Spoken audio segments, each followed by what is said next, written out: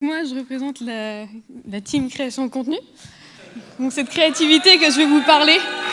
Voilà. Donc, pour clore ces 3 années, je vais commencer par remercier Media School Group pour l'expertise de son cadre, SubDoWeb de nous avoir donné les clés utiles à notre avenir, mes sponsors, papa, maman, sont là.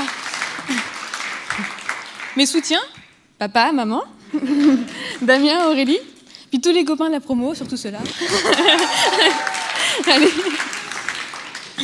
Mais quitte à avoir quelques minutes de parole libre, autant sortir du cadre, des clés et des conventions. Parce que ça aussi, je l'ai bien appris à SubDoWeb.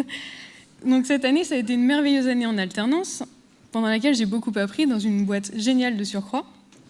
Et si je prends la parole aujourd'hui, c'est quand même pour partager quelque chose d'important sur la créativité. Donc, 5 jours par semaine, je devais travailler. Un jour à l'école, le mardi, pendant lequel je me fondais dans le moule SubDoWeb que nous étions en train de créer, nous, la première promo, on peut quand même être fiers, tout en pensant hors du cadre, le fameux « thinking outside the box ».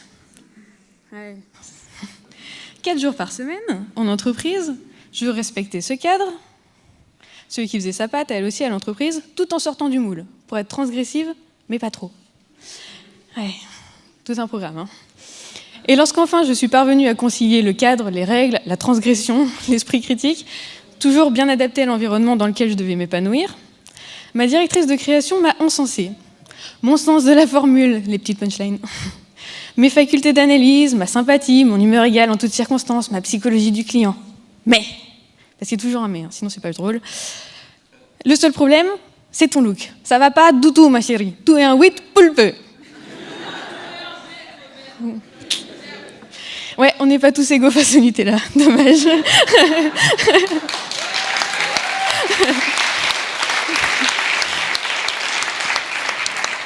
Deuxième phrase. Et c'est quoi ces lunettes sans monture? On dirait que tu veux voir autour. Je vais me contenter de voir avec, déjà, ça sent pas mal. Et ces t-shirts de geek? Oui, une future diplômée de SubDoWeb, maintenant diplômée de SubDoWeb, d'imaginer, c'est difficile quand même d'imaginer qu'elle s'intéresse au web et à sa culture. Oui, hein. Les Klingons, là, on se représente. Et dernière phrase. Et tu te maquilles jamais?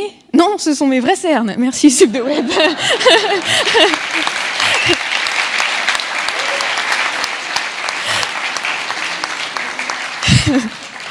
Cette femme-là, elle quittait l'agence. Comme quoi, il y a une justice, on déplace à Bill Gates. Et contractuellement, elle ne pouvait pas débaucher les créatifs avec lesquels elle voulait partir. Dommage, hein. Mais comme mon contrat d'alternance avait un terme, lui, qu'elle aimait mon travail et ma personnalité, nous devions donc nous entendre. Mais ça, c'était avant. Avant qu'elle ne pose qu'une seule condition, portée sur mon apparence, à ma potentielle embauche. Cette condition, au sens de l'article 1132-1 du Code du travail, parce que j'ai pas pu m'en empêcher, ça s'appelle une discrimination. Une discrimination à l'embauche, plus précisément. Et c'était pas la seule, hein. Une de mes collègues est venue en short pendant la canicule, c'était un short décent, hein, pas un mini-short. Elle avait aucun rendez-vous client, elle s'est fait rappeler à l'ordre. Le lendemain, par plus de 30 degrés, elle était en pantalon. Tous les hommes en short et t-shirt de geek. C'est une discrimination sexuelle, cette fois. Ces discriminations, puisqu'on parle d'un sujet léger, sont autant véhiculées par les hommes que par les femmes. Elles semblent avoir parfois intégré ces codes, dictés génération après génération. Cas numéro 1, étude de cas. La bonne tenue et les bonnes chaussures? Oh, c'est dommage! Pourquoi t'es pas maquillée aujourd'hui? La bonne tenue et le bon maquillage? Oh, t'as mal aux pieds? Pourquoi t'es venue en basket? La bonne tenue, le bon maquillage, les bonnes chaussures. Tu serais tellement jolie avec une coupe à la mode. Tant pis. Les hommes n'en pensent pas moins à l'égard des femmes, ils pensent même exactement la même chose. Et là encore, je ne vais pas faire de généralité, c'est une tendance.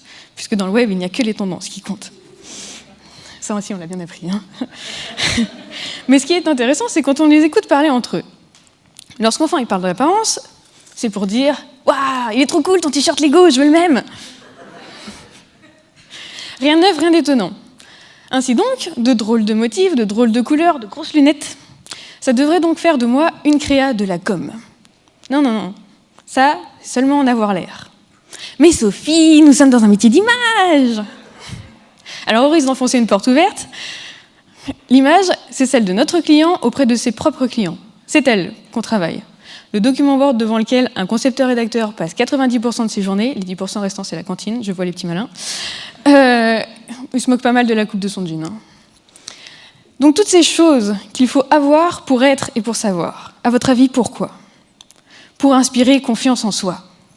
Et par extension, en nos idées. Pour avoir confiance en soi, par définition, il faut avoir confiance en ce qu'on est. Et assez souvent en ce qu'on fait. Confiance en ce qu'on est, c'est l'existence, avant l'apparence. Confiance en ce qu'on fait, ce sont nos compétences, avant l'apparence. Que sommes-nous? Uniques. Que faisons-nous? Le maximum. Ce qui définit notre existence, c'est l'empreinte que nous laissons dans notre réalité, la transposition de nos idées dans le réel, notre créativité. Ce qui définit nos compétences, c'est la manière dont on le fait. Notre façon de transmettre ces idées, de communiquer, d'asseoir nos idées propres dans la réalité de l'autre sans le violenter. Pour respecter l'autre, commençons par le respecter, d'abord en tant que tel, par nous respecter nous-mêmes et nous respecter entre nous, au-delà des apparences. On vit dans une société qui aime les choses et qui utilise les gens au lieu d'aimer les gens et utiliser les choses. Mais être blasé, se dire que rien ne changera, que c'est comme ça, c'est faire bien plus qu'admettre, c'est cautionner. Cultivons notre différence, même à toute petite échelle, pour que, à cette toute petite échelle, nous puissions endosser cette responsabilité. Nous sommes tous créatifs, je le disais. Et c'est de notre responsabilité de créatifs que de changer les mentalités, d'agir pour ne plus cautionner, de créer et d'exister. Merci.